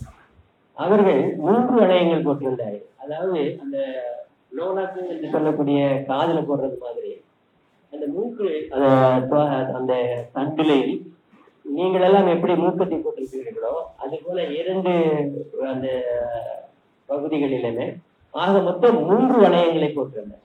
அந்த நீங்க மூக்குல பாத்தீங்க அப்படின்னு சொன்னீங்கன்னா இங்கேயும் ஒரு வளையம் இருக்கும், இங்கேயும் ஒரு வளையம் இருக்கும், அதே மாதிரி இங்கேயும் ஒரு வளையம், அந்த மாதிரி 3 வளையங்களாக இருக்கும். இந்த ஒவ்வொரு அணிகலன்களும் நம் உடம்பில் பட்டு நமது அந்த தோல் பகுதிகளிலே அது நமது அந்த உடல் செல்களிலே அதை நம்ம உறுத்துகின்ற போது பல அற்புதங்கள் நிகழ்ச்சி. அதே போன்று 16 திசைகளிலிருந்து வரக்கூடிய அற்புத சக்தியை இந்த தொண்டையில் இருக்கக்கூடிய லாரிங் என்று சொல்லக்கூடிய ஓகல்கா, அதாவது பேச்சு திறனில் உள்ள அற்புத சக்தி, தைராய்டு என்று சொல்லக்கூடிய அந்த உடலையே சர்வ அங்கத்தையும் கட்டுப்படுத்துகின்ற அற்புத நாளமில்லாத சுரப்பி. இந்த சுரப்புகளுக்கெல்லாம் எங்கிருந்து வருகிறது உயிர், எங்கிருந்து வருகிறது, இந்த ஊருக்குள்ளே வருகின்ற உயிர் எங்கிருந்து வருகிறது, இதற்கு ஊக்கம் கொடுப்பது யார், அன்பு கொடுப்பது யார், ஆக்கம் கொடுப்பது யார், உண்மையை தருவது யார் என்று கேட்டால் அது பரத்தில் இருந்துதான் வருகின்றது. இந்த பரத்தை எப்படி பிரயோகிப்பது என்பதுதான் வித்தை. கழுத்திலே கொஞ்ச நேரம் நீங்க கான்சென்ட்ரேட் பண்ணணும். கழுத்துல கொஞ்ச நேரம் உங்களுடைய கவனத்தை வைக்கணும். எல்லாம் நிமிர்ந்து உட்காந்துக்கோங்க. கழுத்துல உங்க கவனம் வைக்கணும். நெத்தியில கவனம் வச்சு நாம எல்லாரும் தியானம் பண்ணிருக்கோம். இவர் கழுத்துல கவனம் வைக்க சொல்றாரு அப்படின்னு உங்களுக்கு கவனம். ஐயா அம்மா உங்களுக்கு பசிச்சுன்னு சொன்னா அவங்களை அறியாமலே வயிற்று தடவுங்க. சின்ன பிள்ளைங்கலாம் பாத்தீங்கன்னா அம்மா பசிக்குதுமா அப்படின்னு சொல்றாங்க. அப்போ அவர்களுடைய கவனம் அந்த பசி என்கின்ற எண்ணம் வருகிற போது வயிற்று பகுதிக்கு எப்படி போகிறதோ அதுபோல உங்களுடைய மொத்த உடல் அதனுடைய பாதிப்பு என்று வருகின்ற போது நிச்சயமாக நீங்கள் உங்களுடைய கழுத்தை தான் கவனிக்கிறீங்க. இந்த கழுத்தை பாருங்க. கொஞ்ச நேரம் அந்த கழுத்தையே பார்த்துட்டு இருந்தீங்க அப்படின்னு சொன்னீங்கன்னா அந்த போற வர்ற காத்து உராய்ந்து கொண்டு செல்லும். கழுத்துல உராய்ஞ்சிட்டு போகும். நெத்தியில கவனம் வைக்கிறது நெத்தியில உராயும். நாபியில கவனம் வைக்கிறது நாபியில உராயும். இந்த போய் வருகின்ற இந்த மூச்சு நடராத நடனமாக நமக்குள்ளே சென்று வருகின்ற இந்த மூச்சு கழுத்து பகுதியில மட்டும் போய்கிட்டு வரும். இந்த பகுதியில மட்டும் அழகா போயிட்டு வருது நீங்க பாருங்க. இந்த பகுதியில இருந்து 16 டைரக்ஷன்ல அது தன்னுடைய சக்தியை எடுத்துக் கொள்கிறது. 4 திசை, 4 கோணங்கள், இவற்றையும் இரண்டாக பிரிக்கிற போது 16 திசைகள் வந்துவிடும். மேலும் கீழும் ஒரு திசையாக நாம் எடுத்துக்கொண்டோம் என்று சொன்னால் அந்த 16 2 18 திசைகளாக நம்மை ஆட்கொள்ளுகின்ற அந்த சப்தத்தை நாம் எடுத்துக்கொள்ளலாம். இங்க நீங்க என்ன செய்யணும் அப்படின்னு கேட்டீங்கன்னா ஒவ்வொரு முத்திலையும் உள்ள போகுது காத்து, வெளியே போகுது காத்து. இந்த உள்ள போற காத்துல ஓம் என்ற சத்தத்தை கொடுக்கணும். வெளியே வர காத்துல சிங் என்ற சத்தத்தை கொடுக்கணும். ஓம் ஓம் சிங் தொட்டுட்டு போற மாதிரி சின்ன பிரஷர். இப்ப நமக்கு ஒரு பிரஷர் வருது இல்லையா, அது போல அப்படி தொட்டுட்டு அப்படி திருப்பி போற மாதிரி வச்சு உங்களுடைய இடது பக்கத்துல முதல்ல ஆரம்பிச்சு இந்த முதல் முத்துல முத்து ஆரம் போட்டுக்கிறாங்க நீங்க நினைச்சுக்கணும். இப்ப கவனம் வச்சிருக்கிறீங்க. இதுல ஓம் அப்படிங்கிற காத்து இழுத்தீங்க, விட்டுட்டீங்க. மூச்சு ஒவ்வொரு இழுத்து விட்டுட்டே தானே இருக்கிறோம். அது போல இங்க என்ன செய்யுங்க, நிதானமா சாதாரணமா இழுக்கிற போது சொல்லுவேன் நான் ஐயா அந்த டியூரேஷன் ரொம்ப ஜாஸ்தி இருக்கணும்ட்டு. ஆனா இங்க நீங்க என்ன செய்யணும், புஷ்ப உடனால அதாவது உரணிலே போட்டு குத்துவார்கள். நெல்லு குத்துகிற போது வாங்கி குத்துவாங்க. அந்த உலகை என்ன செய்வாங்க, இப்படி தூக்கி எடுத்து போட்டு அது நல்லா உயர போகும், அப்புறம் பிடிச்சி எடுத்து போடுவாங்க. ஆமா, இதே இது மாவடிக்கிற போது, அது குறிப்பா நெல்லு மாவடிக்கிற போது பாத்தீங்கன்னா அப்படி குத்திட்டே வரும். சின்ன சின்ன சின்ன சின்ன குத்திட்டே வரும். அந்த தெல்லு மாவு குத்துறது மாதிரி இதை என்ன செய்யணும், ஓம் சிங் ரன் அன் சிங் ஓம், ஓம் சிங் ரன் அன் சிங் ஓம். ஆனா உங்களுடைய நினைவெல்லாம் எவ்வளவு தூரம் போகணுமோ வெட்ட வெளியில அந்தந்த டைரக்ஷன். இந்த காத்து வந்துச்சு, காத்து போயிடுச்சு, காத்து வந்துச்சு, காத்து போயிடுச்சு. இப்போ அடுத்த அந்த முத்துல வரும்போது போற காத்து வெளியே வர்ற காத்து ரன் அங்க இருக்கு. இந்த மூன்றாவது வருகிற போது போற காத்தும் வர்ற காத்தும் சிங் என்றும் ஓம் என்றும் இருக்கிறது. இப்படியே 16 டைரக்ஷனுக்கு குறைவில்லாத ஒரு 8 இந்த முன்னாடி வச்சுக்கோங்க, அல்லது 16 முன்னாடி வச்சுக்கோங்க. அதே மாதிரி பின்பகுதியில கழுத்துல வரும்போது ஒரு 8 16 வச்சுக்கோங்க. எத்தனை முத்து இருந்தாலும் பரவாயில்ல. அப்ப எவ்வளவு தூரம் உங்களால் சொல்லுங்க, ஓம் சிங் ரன் ஆன் சிங் ஓம், ஓம் சிங் ரன் ஆன் சிங் ஓம். இது எப்ப செய்யணும், எல்லாமே clockwise direction. Always you must do it clockwise. Anticlockwise செய்யக்கூடாது. ஆரம்பிக்கிற போது எப்போதுமே உங்களுடைய இடது பக்கத்தில் தான் ஆரம்பிக்கும். உங்களுடைய இடது ஸ்தானம் சக்திக்குரிய ஸ்தானம். வலது ஸ்தானம் உங்களுடைய இன்டலெக்சுவல் பவருக்குள்ள விட்டுருங்கப்பா, அவன் இஷ்டமா செய்ய. குழந்தைன்னா அப்படிதான் இருக்கும். நான் பேசுறத கேட்க முடியாது, அதுக்குன்னு ஒரு இன்ட்ரெஸ்ட் வேணும், அது இருக்கட்டும் செய்யும். சரியா? இதே போல குழந்தைத்தனமாக உங்களுடைய மனமும் விளையாடும். இந்த பக்கம் சொல்லியிருப்பீங்க ஓம் சிங்னு, திடீர்னு பெல் அடிக்கும். சரி யாரை வந்துட்டாங்க சொல்லிட்டு அதை பார்த்துட்டு அப்புறமா செய்வோம் அப்படின்னு சொல்லிட்டு அங்கவே ஆன்சர் திரும்பி வர்றதுல இங்க எத்தனை புக் பண்ணணும்னு நமக்கு தெரியாது. திருப்பி பழையபடியே இருந்து ஆரம்பிக்க வேண்டியதான். இல்லைன்னா யாருமே தொந்தரவு பண்ணாத நேரத்துல நீங்க இதை செய்யலாம். அப்போ உலகம் உறங்குகின்ற போது இந்த பயிற்சியை நீங்க ஆரம்பிக்க. நீங்கள் உணாவி கொண்டிருக்க உலகம் உறங்குகிற போது நீங்கள் உணாவி கொண்டிருக்க வேண்டும். எப்படி? உலகத்து மாதிரி தானே நம்மளும் இருக்கோம். ஒரு ராத்திரி 8 மணி 10 மணி ஆயிடுச்சுன்னு சொன்னா எப்படா படுப்போம்னு இருக்கும். சாப்பிட்ட உடனே நமக்கு அவ்வளவு ஒரு டைம்னஸ் வந்துருது. நம்ம காலையிலிருந்து செய்யக்கூடிய அலுவலிகள் தூங்கிடுவோம். ஏன்னா ஐயா சொல்றாரு உலகம்லாம் உலகப்பா எப்படி இருக்கும். ஆனால் தெய்வம் உங்களை ஒரு மணிக்கு மேல ராத்திரி 1 மணிக்கு மேல ஒரு நேச்சுரல் கால் அதுன்னு எழுப்பிச்சுன்னு வச்சுங்க, கொஞ்ச நேரம் உங்களை முழிக்க வச்சிருக்கோம். தன்னோடு பேச மாட்டாங்களா, என்னோடு உறவாட மாட்டார்களா, இந்த உலகத்தை குறித்த சிந்தனைகள் எல்லாம் விட்டு விட்டு உயிரை பற்றியும் உடலை பற்றியும் உள்ளத்தை பற்றியும் நினைக்க மாட்டார்களா என்று இயங்கி கொண்டிருக்கோம். அப்புறமா என்ன செய்வோம், இந்த பக்கம் படுத்து பார்ப்போம், ஒரு உதறிட்டு இந்த பக்கம் படுத்து பார்ப்போம், எங்க படுத்தாலும் தூக்கம் வர மாட்டேங்குது அப்படி படுத்து பார்ப்போம். அதுக்கப்புறம் நமக்கு பிடிச்ச எண்ணங்களா ஏதாவது நினைச்சுப்போம். அதுல நல்ல எண்ணங்கள் வந்தா போச்சு. ஏதாவது அடிச்சது பிடிச்சது நம்ம வருத்தப்படுத்துற எண்ணம் வந்ததுன்னு வச்சுங்க, அவ்வளவு கதை கந்தலாயிரம் தூக்கமே வராது. அதுக்கப்புறம் இரவெல்லாம் நான் விழிப்புட்டு இருந்தேன், எனக்கு தூக்கமே வரல, அதனால நாளெல்லாம் வசதியாக இருக்கிறது என்று அதிகமான பேர் சொல்றதை என்று நாம் கேட்டுக் கொண்டிருக்கிறோம். பல பேருக்கு தூக்கமே வருவதில்லை, தூக்கமின்மை என்பது ஒரு நோயாகவே இருக்கிறது என்று நாம் கேள்விப்படுகிறோம். இந்த விஷயத்துல இப்படி ஒரு பயிற்சி நீங்க செஞ்சீங்கன்னா நல்ல தூக்கம் வரும், உடலுக்கு அற்புதமான அமைதி கிடைக்கும், சர்வாங்கமும் சரியாக இருக்கும். சர்வாங்க ஆசனம் ஒருவர் 20 ஆண்டுகள் செய்தார் என்று சொன்னால் அதற்குரிய ஒரு பலனை நீங்கள் ஒரு வாரத்தில் பெற்றுவிடுவீர்கள். 20 ஆண்டுகள் சர்வாங்காசனம் செய்யக்கூடிய ஒரு பயிற்சியினுடைய ஒரு பலனை 20 நாட்களுக்கு உங்களுக்கு பெற முடியும் என்று சொன்னால் நீங்க இதை செய்யக்கூடாது. இருமல் வராது, இருமல் வருது, கண்டினியூஸா இருமல் வருது, ஏதாவது ஒரு காரணமின்றி படுத்திக்கிட்டே இருக்கும், அதை அடிக்கடி சளி பிடிச்சிட்டுன்னு வச்சுக்கோங்க, இந்த பயிற்சியை நீங்க செய்யுங்க. ஒரு சுற்றி வரும்போதே அந்த தொண்டை கரகரப்பு நின்றுடும், இருமல் நின்றுடும், தொண்டை சம்பந்தமான நோய்கள் போயிடும். ரெகுலரா இந்த பயிற்சி சொன்னா திக்குவா இருக்காது, அற்புதமான பேச்சு வந்துடும். இங்க உள்ள மாபெரும் அற்புதம் வந்து உங்களுடைய ஒட்டுமொத்தமான உடலையும் காப்பாற்றிக் கொண்டு வருகின்ற அந்த விசுத்திநாதனை பற்றி நான் உங்களுக்கு சொல்லுகின்றேன். இந்த விசுத்தியில என்ன இருக்கிறது? நட்ட கல்லு பேசும். இதுவரைக்கும் பேசாம இருந்தேன், நட்டு வச்சுக்கிறது கல்லு மாதிரி இருந்து இனி பேசும். ஏன் என்று கேட்டால் நட்ட கல்லும் பேசுமோ நாதன் இருக்கையில் என்று கேட்டார் அவர். நாட்ட கற்க பேசும், நாட்ட கற்க பேசும், நட்டைகளும் பேசும். எப்போ? நாதன் உள்ள இருக்கை.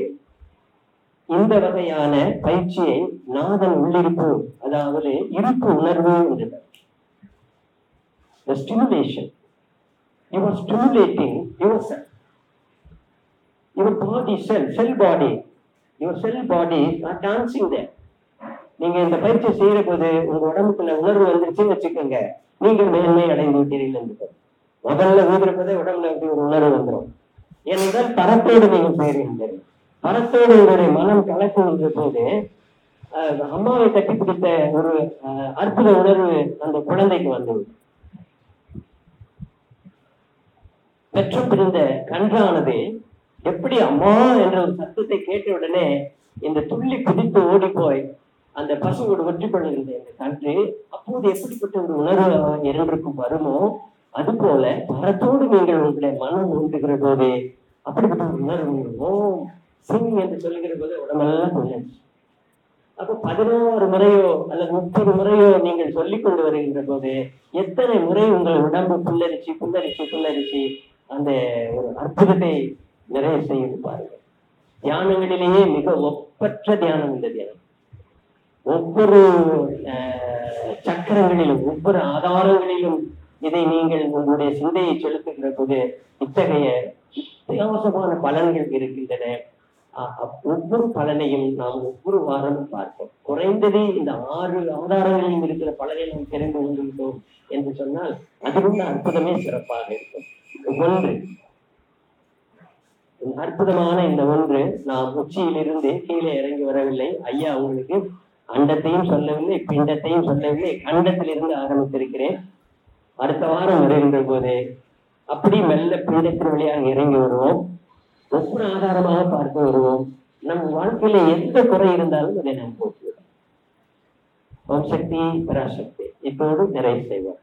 இது குறித்து நீங்கள் ஏதாவது கேட்க வேண்டும் என்று சொன்னால் கேட்கலாம். இந்த பயிற்சி முறையாக நீங்கள் செய்யணும். அதுக்கு முன்னாடி அந்த விசுத்தி சித்தி கொட்டாவி ஏன் வருது? தொண்டையில நமக்கு சோர்வு இருக்கிறதுனால கொட்டாவி வருகிறது.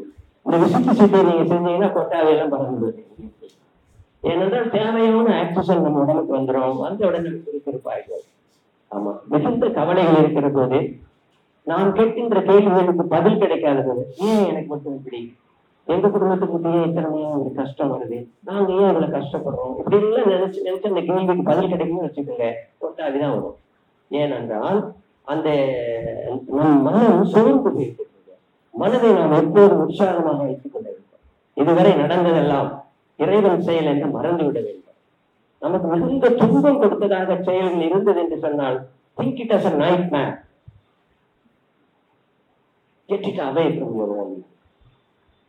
ஒரு கெட்ட கனவாக அதை நினைத்து சுத்தமாக மறந்து விடுங்கள். இனி நடக்கப் போவதெல்லாம் உண்மையும் நன்மையுமே நடக்கிறது என்று மனதிலே வாங்கிக் கொள்ளுங்கள். ஒவ்வொரு மூச்சிலையும் நீங்கள் கொடுக்கிற போது அன்னை ஆதிபராசக்தி தான் உடம்பிலே சென்று திரும்பி வருகிறாள் என்று நினைங்கள். அவள் போகும்போது எல்லா நன்மைகளையும் உள்ளே எடுத்துக்கொண்டு செல்கின்றார், எல்லா சக்திகளும் உள்ளே போகிற உடம்புக்குள்ளே. அவள் திரும்பி வருகிற போது அங்கே அவள் உள்ள போனவன இருந்த பேய், பிசாசு, துன்பம், எல்லா விதமான நோய்கள் எல்லாம் வெளியே வரும். அதனால உள்ள இருக்கிற மூச்சில் அம்மா போறா, வெளியே வர மூச்சில் உடம்புல இருக்கிற அத்தனை நோய்களும் துன்பங்களும் வெளியே வருதுன்னு நினைச்சிருங்க. ஆட்டோமேட்டிக்கா சரியாகும். பயிற்சி செய்வோம். வாங்கய்யா, மேடைக்கு வாங்கய்யா. முதல்ல அந்த விசுத்தி சுத்தி பயிற்சி கொடுங்கய்யா.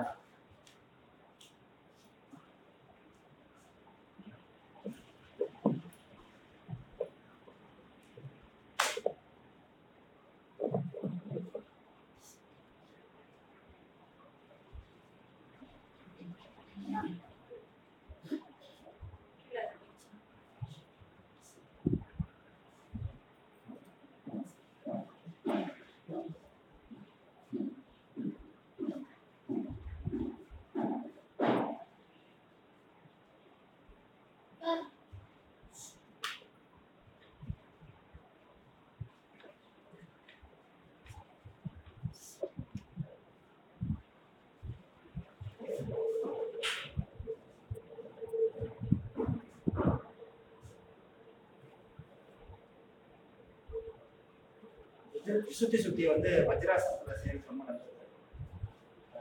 கையை அப்படி பண்ண முடியாதவங்க சுகாசனத்திலே வந்து கையை வந்து இந்த மாதிரி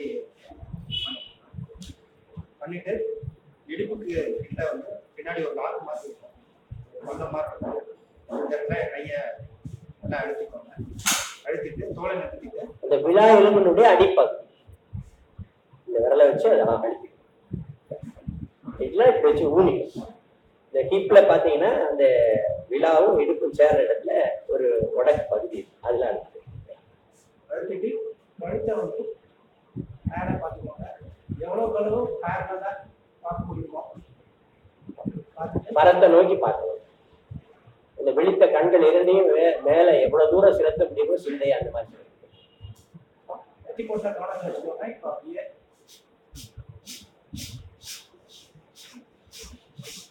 எண்ணெய் நெத்திப்பட்டுல இருக்கணும், கவனம் வந்து கழுத்துல இருக்கணும். அதுலயும் குறிப்பா லாரி செஞ்சு செல்லக்கூடிய அந்த பகுதியில இருக்கணும். ஒவ்வொரு முறையும் அந்த காட்டை கொள்ளன் குருத்தில எடுத்து ஊதுறது போல அப்படி ஊதுனீங்கன்னா அந்த கழுத்து பகுதி ஆடும். இந்த மயில் மூச்சு விடும்போது நீங்க பாத்தீங்கன்னா, அல்லது சேவல் கோழிகள் மூச்சு விடும்போது நீங்க பாத்தீங்கன்னா அந்த கழுத்து பகுதி மட்டுமே இப்படி ஆடிக்கிட்டே இருப்பா. சேவல்கள், மயில்கள் போன்ற பறவைகள் மிக அழகாக இருப்பதற்கு காரணம் இந்த விசுத்தி சுத்தி தான். நீங்களும் விசுத்தி சுத்தி செஞ்சீங்கன்னா நல்ல அழகாயிடும். அதே மாதிரி இளமையை சுறுசுறுப்போம் உங்களை எப்போதும் விட்டு போகாது. அதனால அடிக்கடி இந்த பயிற்சியை நீங்க செய்துட்டே வந்தீங்கன்னா ஒரு தரமான ஒரு நாதம் நமக்குள் இருப்பதை, ஒரு உற்றால் நமக்குள் இருப்பதை, கடவுளுடைய உறவு நமக்குள் இருப்பதை நீங்கள் காண முடியும். உங்களுக்கு எந்த குறை இருந்தாலும் நீங்க அதற்கான அற்புதமான பயிற்சி இந்த பயிற்சி. எப்படி இந்த இடத்துலயே ஆடணும், கொள்ள துருத்தில ஊதுறது மாதிரி அந்த காத்து இங்கே ஆடும். உங்க நினைவு மனம் இங்க இருக்கணும் நெத்தியில, ஆனா உங்களுடைய கான்சென்ட்ரேஷன் என்று சொல்லக்கூடிய கவனம் இந்த தொண்டை பகுதியில் இருக்கணும். தைராய்டு இருந்ததுன்னா அந்த நோய் போயிடும். இதை ஒரு நாளைக்கு ஒரு 3 முறை செய்யலாம். அதாவது காலை, மதியம், மாலை 3 வேலைகள் செய்யலாம். அல்லது எழுந்திருக்கிற போது, படுத்து தூங்குற போது, மதியம் ஒரு வேலை எப்பவாவது ஒரு தடவை நீங்க செய்யுங்க. நல்லதுங்க, சந்தோஷம், நன்றி, வணக்கம். இது எல்லாராலையும் செய்ய முடியும். குறிப்பா கொட்டாவி வருதுன்னு சொன்னா கொட்டும் ஆவி. ஏன் அந்த கொட்டும் ஆவி வருது? பாம்பு கூட கொட்டாவி விடுது, பள்ளி கூட கொட்டாவி விடுது, எல்லா உயிரினங்களுக்கும் அது வரும். அதாவது the oxygen is much, the oxygen level is reduced in our body. அப்ப நமக்கு கொட்டாவி. அப்போ the deficiency of oxygen in our body அதை நம்மளை இண்டிகேட் பண்ணுது. எப்படி சொல்லி கொடுக்கும் நம்ம உடம்புல இந்த மாதிரி உயிர்ப்புல குறிப்பா இந்த இது குறைவா இருக்கு, ஆக்சிஜன் பிராணம் குறையா இருக்கு, அதனால நம்ம அந்த காத்தை ரொம்ப அற்புதமான அளவுல எடுத்துக்கிறோம். ஒரு தடவை நீங்க கொட்டாய் விட்டீங்கன்னு சொன்னீங்கன்னா பன்மடங்கு அந்த பிராண சக்தி நமக்குள்ள வச்சுக்கோங்க. அடிக்கடி நீங்க கொட்டாய் விட்டீங்கன்னு சொன்னீங்கன்னா நீங்கள் நிச்சயமாக இந்த மாதிரி மூச்சு பயிற்சிகளை செய்து அதை உடனே சரிப்படுத்திக்கணும். இன்னொரு முறை நம்ம செய்யலாம், செய்து பாருங்க. உட்காந்துட்டே செய்யலாம். சுகாசனத்துல, வஜ்ராசனத்துல இருந்தீங்கன்னா ரொம்ப ரொம்ப நல்லது. பத்மாசனத்துல இதை செய்ய வேண்டாம்.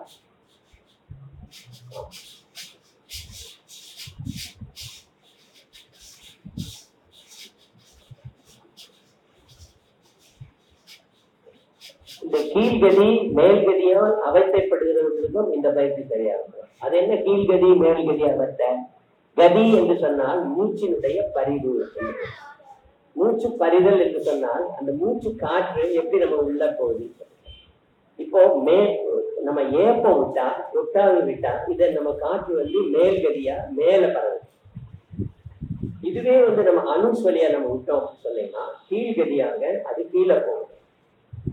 அப்ப நாம உண்ட உணவு மேல்கதியாகவும் வரும், கீழ்கதியாகவும் வரும். இந்த ரெண்டுக்கும் ஏதாவது ஒரு தடை இருந்தது என்று சொன்னால் கட்டையா நெஞ்சில் இருந்துடும். அப்ப என்ன சொல்லுவாங்க, எனக்கு நெஞ்சில கட்டையா இருக்கு, சாப்பிட்டோன்னே இந்த மாதிரி மேலையும் இல்லை கீழையும் இல்லாம எனக்கு இருக்குது, உணவு அருந்துவதற்கே எனக்கு சங்கடமா இருக்கு அப்படின்னு சொல்லுவாங்க. கட்டையா இருக்கு அப்படின்வாங்க. இதற்கு மருந்து என்று நீங்கள் போனால் பல்வேறு விதமான சொல்யூஷன்ஸ் கொடுப்பாங்க. ஆனா இதற்கும் இந்த விசுத்தி சுத்தி வந்துதான். இந்த விசுத்தி சுத்தி வருகிற போது ஆட்டோமேட்டிக்கா என்னன்னு கேட்டீங்கன்னா உங்களுடைய சோலார் நர்வ் பிளக்ஸ் அதாவது இந்த மூமெண்ட்ஸ் நீங்க கொடுக்கிற போது நிச்சயமா வயிற்றுலயும் நீங்க அந்த பஸ்தி வந்துடும். ஏன்னா அந்த வயிற்றுல பஸ்தி வந்தாதான் உங்களுக்கு விசுத்தியில சுத்தமாகும். அப்ப என்ன ஆகுது, குடல்கள்ல இருக்கக்கூடிய அத்தனை காற்றும், குடல்ல இருக்கக்கூடிய அத்தனை காற்றும், ஏன் அத்தனை காற்றுன்னு சொல்றோம், நம்ம மூச்சுல எடுக்கிற காற்று உப்புசத்துக்கு போகுது, உடனே வெளியே வந்துடுது. அல்வேலி சாட்சிக்குள்ள போயிட்டு கார்பன் டை ஆக்சைடா வெளியே வந்துடுது, இழுக்கிற காற்று வெளியே வந்துடுது. ஆனால் உணவு குழல் வழியாக போகிற காற்று அப்படி போகணும். 10 விதமா வேலை செய்கிறது. கண்ணை இணைப்பதற்கும் அதுதான் உதவி செய்கிறது. காது கேட்பதற்கும், கண் பார்ப்பதற்கும், மூச்சு விடுவதற்கும், வாய் பேசுவதற்கும் எல்லாமே இந்த காற்று தான் வேலை செய்கிறது. இந்த தசவாயுக்களும் கெட்டுவிட்டது என்று சொன்னால் நாம் மிகுந்த துன்பப்படுவோம், நம்ம அறியாமலே மெலிஞ்சு போயிடுவோம். ஆமா, இந்த டீச்சர்ஸ் எல்லாம் பாத்தீங்கன்னா ஒவ்வொரு வகுப்புலையும் நின்றுட்டு பேசி அந்த தசவாயு கெட்டு போற காலத்தினால எவ்வளவு ஒரு வாழ்க்கையில் அறியாமலேயே துன்பப்படுகிறார்கள் என்று நினைக்கிற போது ஐயா ரொம்ப வருத்தம். ஐயா எல்லா கான்சியஸ்லயும் இருந்து பார்த்திருக்கிறேன். Christ consciousness, Krishna consciousness, Siddha consciousness. கொஞ்ச நேரத்துக்கு முன்னாடி நான் அம்பாளுடைய கான்சியஸ்னஸ்ல அந்த உருகும் பாட்டுகளை சொல்லுகிற போது எப்படி அழுகை வருகிறது என்று நீங்க பார்த்தீங்க. உருகும் மனத்தினா பெரிய சிவாயம் என்று சிந்தித்திருப்பதற்கு அபாயம் இல்லை என்று நான் படித்த போது, எப்படி இந்த சிவாயம் என்று சொல்கிற போது அபாயம் நம்மளுக்கு எழுதுகிறது என்று நான் ஆராய்ச்சிகள் செய்த போது நிச்சயமாக பல உண்மைகளை உணர்ந்தேன். அதுல ஒரு உண்மைதான் இந்த உண்மை. சக்கரியா மட்டும் என் நண்பர்களுக்கு இல்லை, இன்னும் எத்தனையோ பேர்களை நீங்கள் அங்கே பார்த்தேன். சித்தர்களெல்லாம் என்ன செய்தார்கள், தங்களை சுற்றி நடக்கின்ற இயற்கையை பார்த்துதான் ஒரு யோகத்தை கண்டுபிடித்தார். மயூர் ஆசனம் என்று ஒரு ஆசனம் இருக்கிறது. மயில் போல அந்த மயில் எவ்வளவு அழகாக இருக்கிறது, அந்த மயிலுக்கு எவ்வளவு சக்தி இருக்கிறது தெரியுமா? படமெடுத்து ஆடி தன் உயரத்துக்கு மேலே இருக்கின்ற பாம்பை அப்படி அலட்சியமா பிடிச்சிடும். அதுக்கு இருக்கிற அந்த வாய் மூக்கியுள்ளதான் இருக்கும். ஆனா பாம்பு படம் எடுக்கிறது நம்ம கையளவுக்கு வந்துடும். ரொம்ப அனாவசியமா போய் அந்த கழுத்தை பிடிச்சிடும். அப்புறமா தன்னுடைய வலுவான கால்களால உடலை பிடிச்சு மிதிச்சுக்கும். இந்த பாம்புனால ஒண்ணுமே செய்ய முடியாது.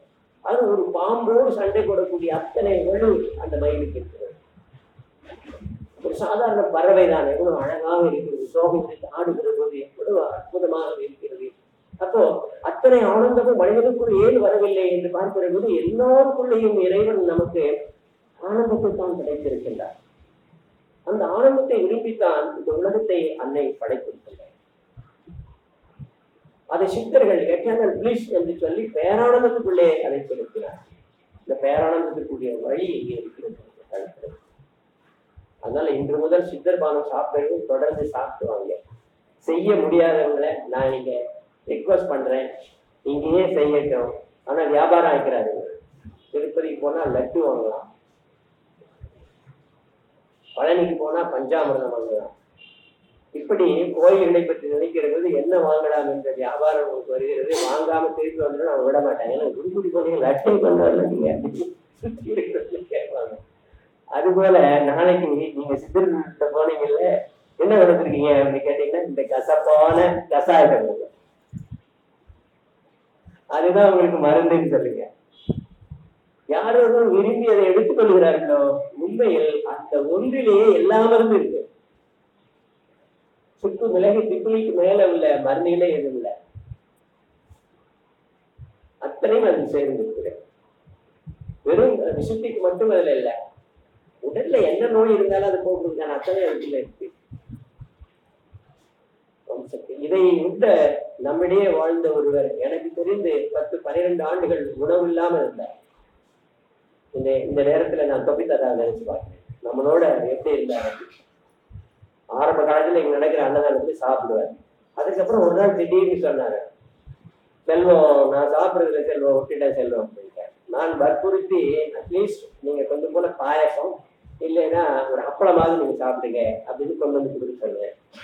அப்புறம் சொல்லுவாரு, நான் உணவு விட்டு விட்டேன் செல்வம், நீங்க இதெல்லாம் கொடுக்காதீங்க, உங்க அன்புக்காக நான் இதை சாப்பிடுறேன் அப்படின்னு அப்புறமா சொல்லுவார்.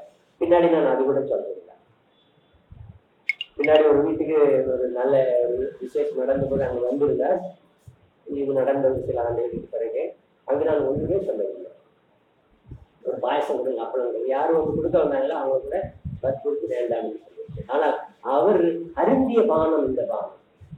உணவே இல்லாமல் உயிரோடு இருக்க முடியும் என்று நமக்கு சொல்லி காட்டிய பானம் இந்த பானம். 90 வயதுகளுக்கு மேலாகவும் அற்புதமாக அந்த 2 கண்களோடு அற்புதமாக எழுதுவார். ஒரு சிறு நடுக்க இருக்காது, ஒரு கிருக்கல் இருக்காது.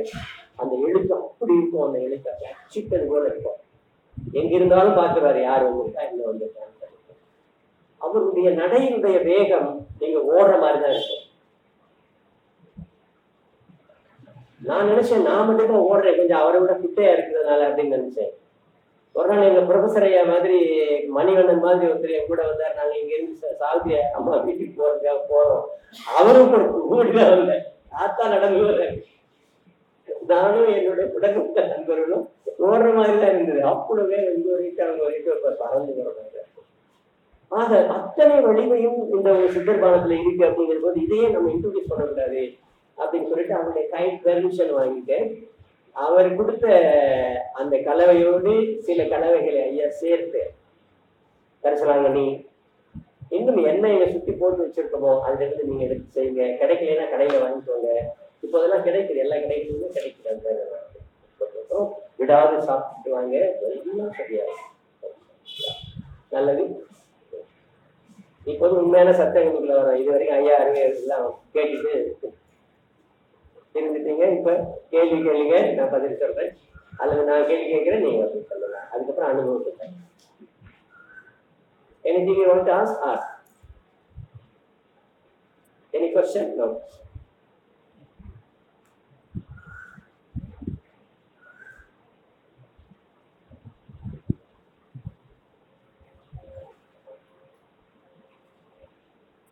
பொதுவாக பாடம் நடத்தி முடிச்சுட்டு உடனே டீச்சர்ஸ் கேட்பாங்க, ஏதாவது சந்தேகம் இருந்தா கேளுங்க அப்படின்னு சொல்லி. நான் கை வசனம் மட்டும் நீ கேட்காதடா, ஏன்னா என் கேள்வி எல்லாம் அப்படி இருக்கும், ஏட்டி குட்டியா இருக்கும். ஆமா, மரணமில்லாத பெருவாழ்வு உண்டு வீட்டிலே என்று ராமலிங்க சுவாமிகள் சொன்னார்கள் அப்படின்னு பாடம் நடத்துறாங்க.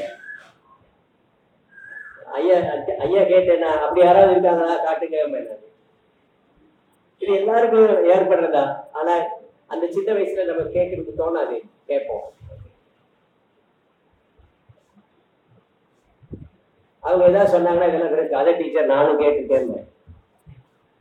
இப்ப சப்போஸ் பாருங்க, பட்டணத்தார் அப்படி வழியா போயிட்டாரு, பத்திரகிரியார் போனாரு, காரைக்காலம் ஏதாவது சொன்னாங்கன்னா அதெல்லாம் கதை டீச்சர்.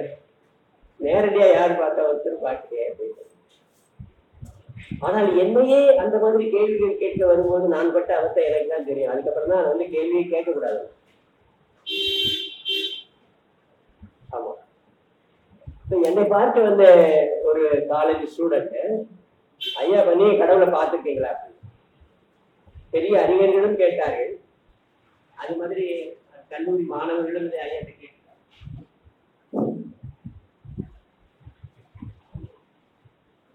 அந்த பெரியவருக்கு நான் என்ன சொன்னேன், ஆமா நான் கடவுளை பார்த்திருக்கேன்.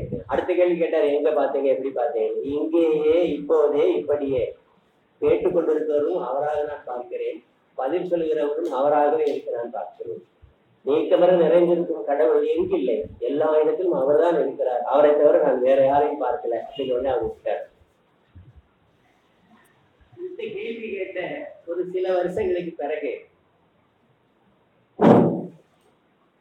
கொஞ்சம் சவுண்ட் வைக்கணும்னு நினைக்கிறேன். எனக்கு ஐயா கட்டி பேசுறேன், இல்லைன்னா இதை கொஞ்சம் கூட்டி வச்சிருக்கேன் வீட்டில் இருக்கிற மாதிரி. அது அன்னைக்கு அவசரத்துக்கு வச்சேன், அதை எதையும் தூக்கிறது அதே தான் வச்சிருக்காங்க. நினைச்சுட்டு பார்க்கல அவங்க. ஐயா அப்படி குறிஞ்சி பேசுறாரு, ஒருத்தருக்குமே சிந்தனை வரல. ஏன்னா இவங்க வந்து இதை தூக்குறதே வந்து ஐயா உட்காந்து வரதான் தூக்குறாங்க. இது ஒண்ணு இருக்கு கொடுக்குது அப்படின்னு சொல்லி வந்து ஓடி வராங்க. முன்கூட்டி ஏற்பாடு எதுவும் செய்யறது இல்லை. இதுவும் ஐயா வச்சதா அன்னைக்கு ஒரு அவசரத்துக்கு பாருங்க ஒரு டப்பாவை கழித்து. ஆனா இங்க வைக்க இங்க துணி இருக்கு, ஸ்டூல் இருக்கு, எல்லாமே இருக்கு. அதுல போட்டு அழகா வைக்கணும். ஐயா குடிஞ்சு ஊற்றி பேசணுங்கிற அவசியம்ல நல்லா வரும். ஒரு 2 நிமிஷம் அவங்களே பேசி பார்த்து ஐயா உட்காந்து பேசினாருன்னா ஒரு சிரத்தையோடு அல்லது சிரமம் இல்லாம பேசணும் அப்படிங்கிற மாதிரி நினைச்சு பாருங்க. ஏதோ நம்மளுக்கு செய்யாதப்பா, அப்ப அடுத்ததுக்கு செய்யும். ஆமா, எல்லாம் அந்த உடனுக்குடன் ஏற்படக்கூடிய ஒரு வைராக்கியம். அதற்கு பிறகு அதை பற்றிய சிந்தனையே இல்லை, சிந்திக்க மாட்டாங்க. சாரி ஐயா, நான் சொல்றதுக்கு கஷ்டப்படுறேன். ஆமா, இந்த பையன் வந்து கேட்டாரு, சும்மா கடவுள் சொல்லாதீங்க, கடவுளை கண்ணில் காட்டினாதான் நான் வந்து நம்புவேன் அப்படின்னு. ஆமா, நான் வந்து அப்படிதான். நான் கடவுளை சாதாரணமா நம்ப மாட்டேன், நானும் அப்படிதான்ப்பா. இந்த அம்மா பக்கத்துல உட்கார்ந்து இருந்தாங்க. நான் கேட்டேன், ஏமா நீங்க இட்லி சுட்டுருக்கீங்களே, அந்த இட்லி எப்பயா தண்ணிக்குள்ள போட்டு பார்த்தீங்களா அப்படின்னு. இவங்க முடிக்கிறாங்க. இவரு கேட்டது கடவுளை பத்தி, ஐயா சொல்றது இட்லியை பத்தி. ஏன் கேட்கறாங்கன்னு அவங்களுக்கு தெரியல. ஐயா ஒரு சில சமயங்கள தண்ணிக்குள்ள விழுந்திருக்கியா, நான் பார்த்திருக்கேன் அப்படின்னாங்க. அப்ப மிதக்குதா அல்லது முங்குதா, எப்பா நீ சொல்லுப்பா அப்படின்னு. நீங்க சொல்லாதீங்களா? இந்த அம்மா கம்முன்னு ஆயிட்டாங்க. அந்த வந்த ஸ்டூடெண்ட், இட்லி தானே இவ்வளவு பெருசா இருக்குல்ல, அது முங்கத்தான் செய்யும் அப்படின்னாரு. இந்த அம்மா சொன்னாங்க அது மிதக்கு ஒண்ணாங்க. எனக்கு தெரியல. இப்ப நீங்க அது மாதிரி யாராவது போட்டு பாருங்க, போட்டு பார்த்தவங்க நீங்க சொல்லுவீங்க முங்குமா மிதக்கு. மிதக்கு ஏன் மிதக்குது? அதே இது ஒரு மாவு ஒரு கண்டி நீங்க ஊத்துங்க, அப்படி உள்ள போய் செட்டில் ஆக, இல்லட்டா அப்படி விராலிக்கு வராது, ஃபுல்லா எல்லா இடத்துலயும் ஆயிடும். நீ ஒரு சின்ன கலக்கினீங்கன்னா மாவு வந்து தண்ணி வந்து மாவு கலந்து வந்து சேர்க்கும். ஆக வேதிப்பது வென்பது வேதம் என்று நமக்கு கிடைத்த அற்புதங்கள் எல்லாம் சித்தர்கள் வழியாக, ரிஷிகள் வழியாக நமக்கு கிடைத்த அற்புதங்கள் அதையெல்லாம் வெந்தவை. அவங்க சோதிச்சே நீங்க பார்க்கக்கூடாது. அது எப்படி இருக்கணும்? மேல்தட்டில தான் இருக்கும், இந்த இட்லியை போல. அது போலதான் கடவுள். நீ சிந்தித்து பார்த்தா என்று சொன்னால் நீ உணர்விலே அவர் தெரிவாரு அப்படின்னு சொன்னாங்க. இதெல்லாம் நிறைய படிச்சிருக்கேன். தியாசபிகல் சொசைட்டின்னு அடிக்கடி போற ஆளு. இதனால இந்த உணர்வு இதெல்லாம் நான் பார்த்திருக்கேன், எனக்கு தெரியும் அப்படின்னு சொன்னேன். இவருக்கு எப்படி புரிய வைக்கிறது கடவுள் இருக்காரா இல்ல? உன்னை நீ பார்த்திருக்கிறாயா என்று கேட்டேன். உன்னை நீ பார்த்திருக்கிறாயா என்று கேட்ட உடனே அந்த பையன் கொஞ்சம் அப்படியே அந்த புருவத்தை நெத்தியில உயர்த்துறான். உன் முகத்தை நீ எப்பயாவது பார்த்திருக்கியா? இல்ல, பார்த்ததில்லை. நீ கண்ணாடி தவிர உன் முகத்தை பார்க்க முடியாது. நாங்களாம் உன் முகத்தை பார்ப்போம், எங்களுக்கு அடையாளம் தெரியும் நீ இன்னாருங்க, ஆனா உனக்கு அடையாளம் தெரியாது. அப்படிப்பட்டதானே நம்ம வளர்ந்துட்டு இருக்கோம். அங்க யாருமே முகத்தை பார்த்துக்க மாட்டாங்க, அது மாதிரி முதுகையும் பார்த்துக்கவே மாட்டாங்க. ஏயா, நான் கடவுளை பார்த்தா தான் நம்புறேன்னு சொல்றிய, உன் முகத்தையே நீ பார்க்கலையே, உன் முகத்தையே நீ இன்ன வரைக்கும் பார்க்கலையாப்பா, நீ உங்க முதுகுக்கு நம்புறியா உங்க முகத்துக்கு நம்புறியான்னு கேட்டேன் நான். உங்ககிட்ட இந்த அளவு இங்க அந்த ஸ்டூடெண்ட்ஷிப் இருந்தது, அதுக்கப்புறம் படிச்சாரு, காலேஜ்ல லெக்சரரா வந்தாரு, அதுக்கப்புறம் பெரும்பெரும் ஆராய்ச்சிகள் எல்லாம் செய்தாரு, இந்த அளவு வந்துட்டு இருக்காரு.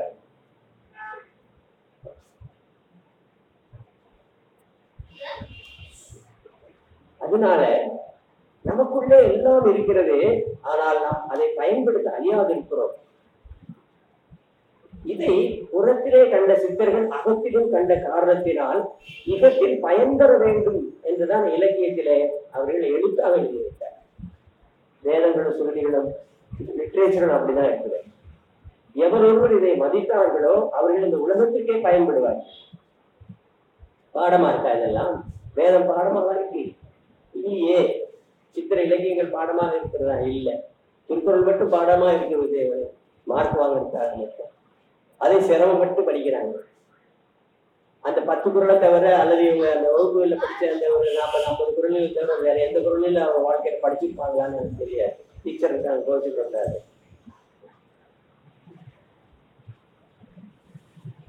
பல குறள்களை உச்சரிக்கவே முடியாது அவங்க, அவங்களுக்கு கரடு முரடா இருக்கிறதாக இருப்பாங்க. அதனால தமிழ் இலக்கியத்தில் பிரிதந்த நாகரிகமும் சொல்லாத அற்புதத்தை மரணமில்லாத பெருவாழ்வு குறித்து சொல்லியிருக்கார். மரணமில்லையே அப்படின்னு சொல்ற ஒரு பெருவாழ்வு சொல்லக்கூடிய உடம்புல வரக்கூடிய நோய்கள் மட்டும் போக்குறதுக்கு வழி சொல்லாம இருப்பாங்க என்ற ஐயா தேடியதில் தான் நமக்கு கிடைச்சு. அதனால சந்தேகம் இல்லாம இந்த பயிற்சிகளை நீங்க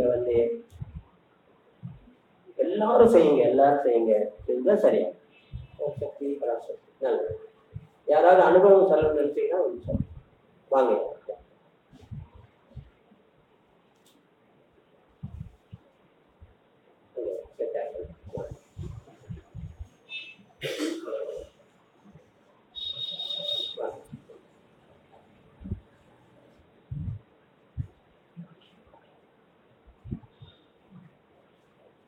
ஆமா, இங்க வரவங்க எல்லாம் அந்த ஐயா மாதிரி ஜிப்பா போட்டுக்கோங்க. நீங்க ஞாயிற்றுக்கிழமை ஒரு ஜிப்பா கோஷ்டி ஒண்ணு வருதியா அப்படின்னு சொல்ற மாதிரி இருக்கலாம். ஏன்னா மற்ற நாட்கள் எல்லாம் நீங்க நார்மலா உங்களுடைய ட்ரெஸ்ல இருங்க. இது உங்களுக்கு ஒரு முழுமையை தரும். கீழே பேண்ட் எது வேணாலும் போட்டுக்கோங்க, ஜீன்ஸ் கூட போட்டுக்கோங்க. மேல மட்டும் உங்களுக்கு பிடிச்ச கலர்ல ஒரு 3 கலர் ஐயா சொல்லியிருக்காங்க, அதுல ஜிப்பால வாங்க. நம்ம பெண்கள் எல்லாம் அந்த முடிஞ்ச அளவுக்கு குழு இருக்கிற மாதிரி உங்களுடைய அந்த ட்ரெஸ்ல ஒரு சிறிதளவாவது அந்த ஆகாய கலர், ப்ளூ கலர், அது மாதிரி கட்டிட்டு வந்துடும். எங்கேயாவது போனாங்க அப்படின்னா அந்த செவ்வாடை போகுதுன்னு ஒரு காலத்துல சொல்லுவாங்க. அது போல அதுல கொஞ்சம் கிண்டல் பண்ற டேஞ்சர் வந்துடா அப்படின்னு. நாங்கெல்லாம் ஜல்லிக்காரில போகும்போது டேஞ்சர் வந்து. ஆனா குரு என்பது ஞானத்தை கொடுப்பது. கலர்களிலேயே மிக உன்னதமான ஒரு கலர். அந்த கலருக்கு இருக்கக்கூடிய அற்புத சக்தி நீங்கள் போக தெரிஞ்சுக்கணும்.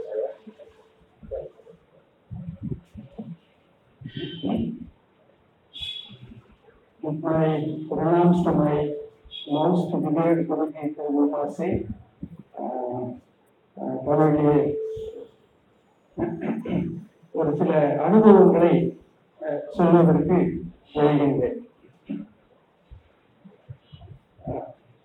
சிறு வயதிலிருந்து ஆசிரியர், விஞ்ஞான ஆசிரியர் ஏதாவது வகுப்பிலே ஒரு கருத்தை வைத்தால், உதாரணத்துக்கு தண்ணீரிலே சவுண்ட் எப்படி காத்துல சவுண்ட் போதோ அதே மாதிரி வாட்டர்லையும் அந்த சவுண்ட் டிராவல் பண்ணணும்னு சொல்றாரு விஞ்ஞான ஆசிரியர்.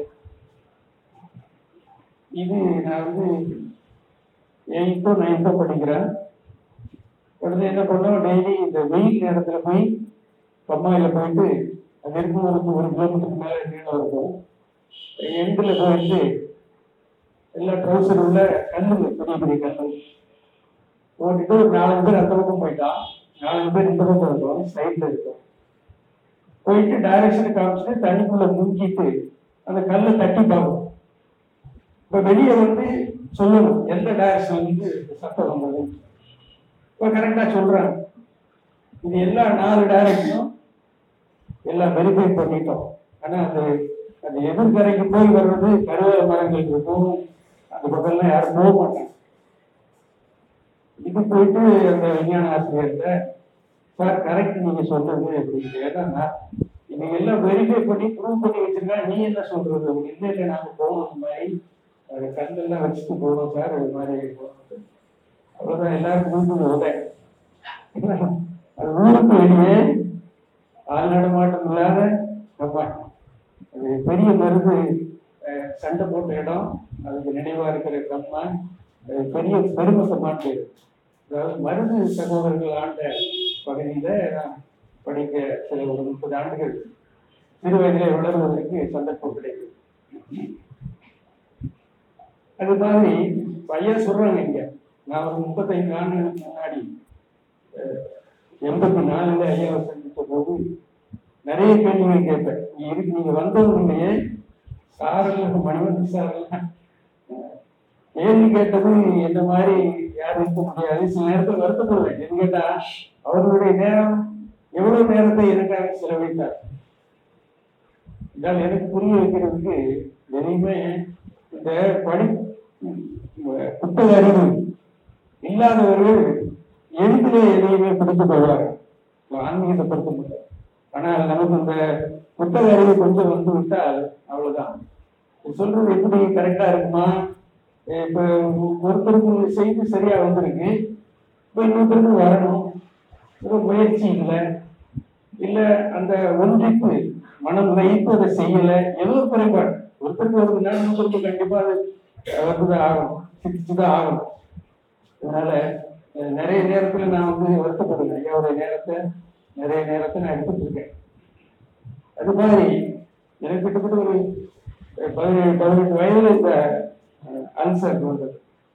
கிட்டத்தட்ட ஒரு 50-52 வயதுக்கு மேலதான் அது விட்டு. ஐயா சொல்லியிருக்காங்க, எதுவுமே என்னால சாப்பிட முடியாது, சிரமப்படுவேன். இப்போ இந்த குறைபாடு நோய் நிறைய சொன்ன சில பயிற்சிகள், அதை நாம் மனதில் வாங்கிட்டு கண்டிப்பாக இன்வால்வ்மெண்டோட செய்தோம்னா நிச்சயமா விட்டு போகுது. இந்த மெடிசன் வந்து திருப்திக்காக, ஒரு திருப்திக்காக தான் அந்த மெடிசன் எடுத்துக்கிறோம். அந்த மெடிசன்ல கியூர் ஆயிடும். திரும்ப பச்சை மிளகாய் சட்னி யாராவது கொடுத்தாங்க சாப்பிட்டீங்கன்னா கண்டிப்பா ஒரு மாதத்துக்கு இருக்கு போக. மெடிசன்ல கியூர் ஆகலாம், ஆனா திரும்ப வரும். ஆனா யோகத்துல செய்யக்கூடியது வந்து என்ன ஆகுதுன்னா நிச்சயமா திரும்ப வராது. அது நான் என்னுடைய வாழ்க்கை ஒரு உதாரணம். அதுதான் இப்போதும் எனக்கு ஒத்துக்கொள்ளாத சாப்பிடக்கூடாத ஐட்டத்தை உணவுகளை நான் வந்து அதிகம் எடுத்துக்கிறது கிடையாது. இந்த சொன்ன இந்த பயிற்சியானது பழைய முறைப்படி பார்த்தா ஊர்லயே கிட்டத்துல வந்தார். ஊர்ல வாட வந்தாலே அவருக்கு பச்சை அடைஞ்சு போகும், எரியுதுன்றாரு. ஊறுகாயை பார்த்தாலே இப்ப மெல்ல மெல்ல தொட்டுட்டு இந்த ஊரு அப்படி இருக்கு, அந்த ஊரு அப்படிங்கிறது பழைய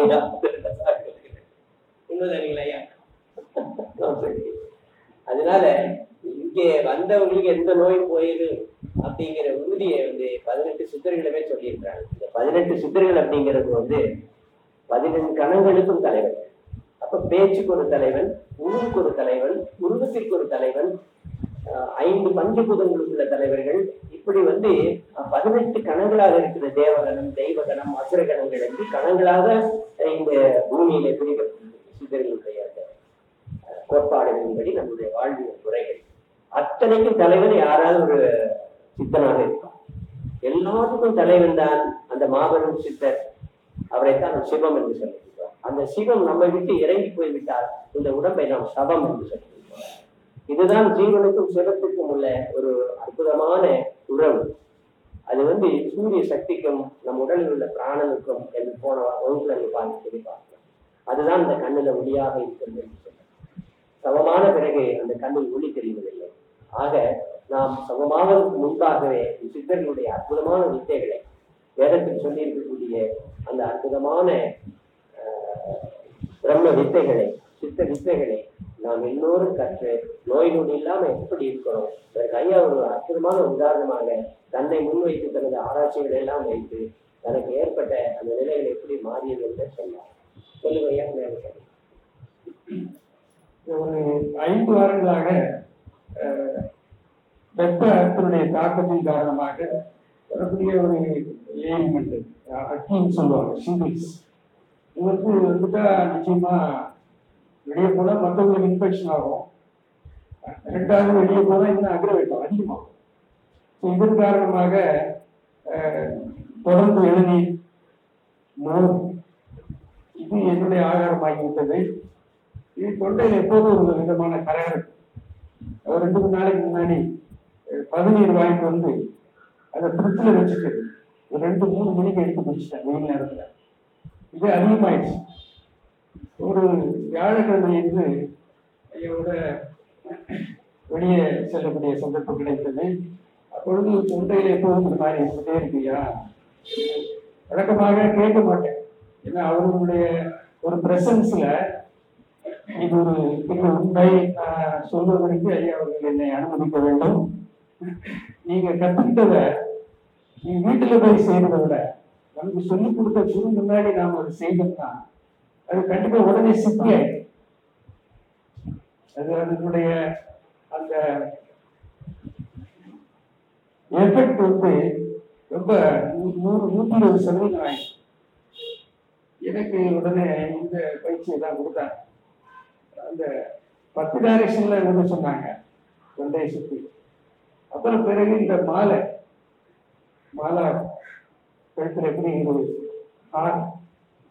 நெக்லஸ் மாதிரி போட்டுட்டா எப்படியோ அதே மாதிரி எனக்கு அதுலயே சரியா போச்சு. அந்த 10 டைரக்ஷன்லயே வியாழக்கிழமை நினைக்கிறேன் ஒரே இதா இருந்தது. அப்புறம் இந்த சைட்ல முதுல சுற்றி பக்கத்துல வலது பக்கத்துல வெள்ளையா ஃபார்ம் ஆயிடுச்சு.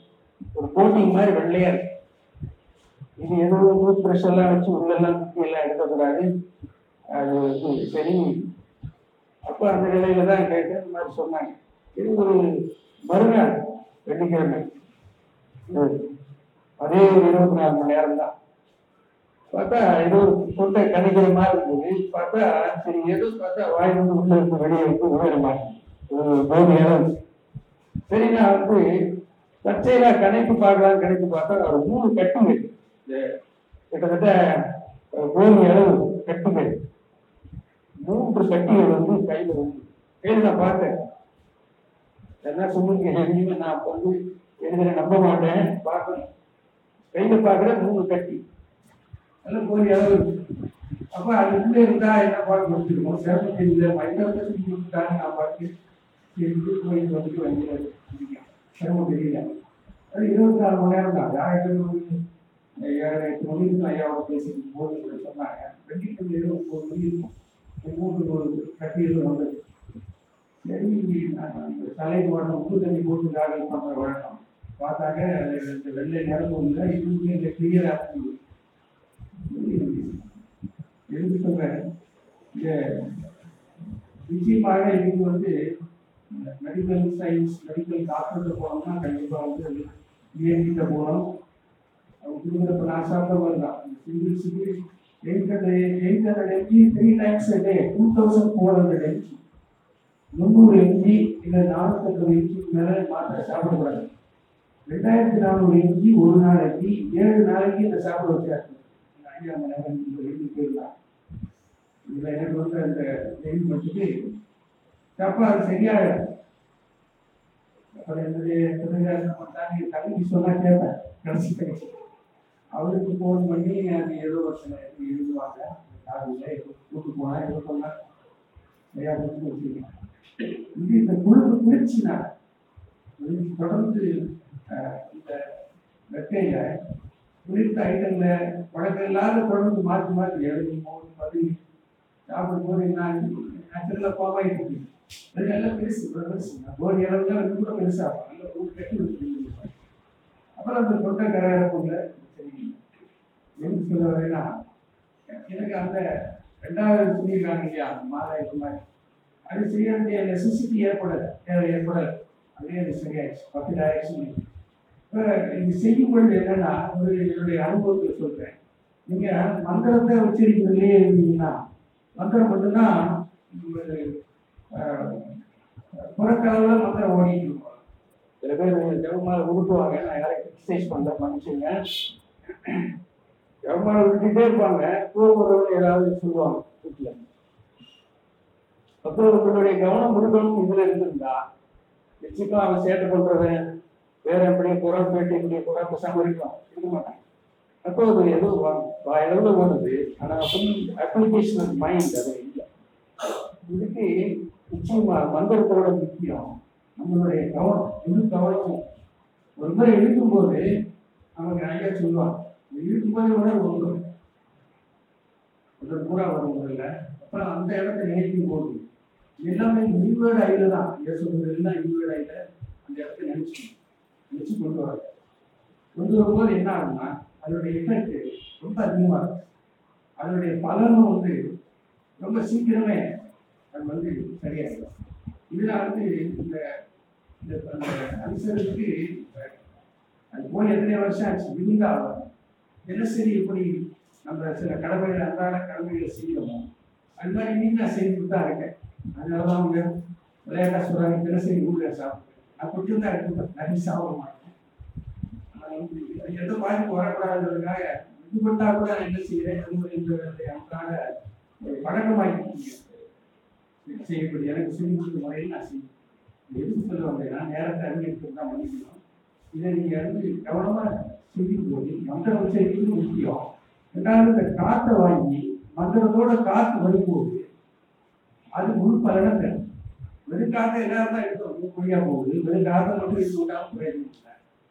மந்திரத்தை மட்டும் வேணும் வாயளவில் வேணும் அப்படியே செய்தாலும் பிரயோஜனம் இல்லை. மந்திரத்தோட காற்றையும் வாங்கி அந்த இடத்துல செய்யும் பொழுது அந்த இடத்துல போய் அந்த பர்டிகுலர் ஏரியாவில் போய் அந்த உணர்வை கொடுத்து அந்த மந்திரத்தினுடைய பயனையும் நமக்கு பெரும்படி செய்து ஏதாவது குறைபாடுகள் இருந்தால் அது நிச்சயமாக சரியாயிடும். இது நான் என்னுடைய வாழ்க்கையில் ஒரு 47-48 ஆண்டுகள் இந்த சஃபராயிட்டு இது சரியாச்சு. அப்போ நிச்சயமா இன்னொரு சரியாகும். அது டெடிகேஷன், அப்ளிகேஷன் ஆஃப் மைண்ட் எல்லாம் செய்தாங்கன்னா நிச்சயமா கண்டிப்பாக. இது ரீசெண்டாக ஏற்பட்டது. தொடர்ந்து குடிச்சு பொருந்திய சிலவற்றை உட்படும் பொழுது என்ன ஆகுதுன்னா இது டெம்பரரி ஏற்படுது தான். இது உடனே சொன்னாங்க, கேஷுவலாக சொல்றாங்க, பேசிட்டு செய்தியா அப்படின்னா சரி எனக்கு புரிஞ்சிச்சு. சரி 24 மணி நேரம் அதையே தான் செய்துட்டே இருந்தேன் பாரு. அது கொஞ்சம் கூட இருப்பாரு.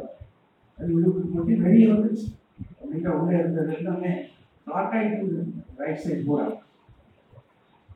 இந்த கருத்துக்களை பதிவு செய்வதற்கு அலுவலக ஐயாவுக்கு நன்றி. குருவடி சரணம்.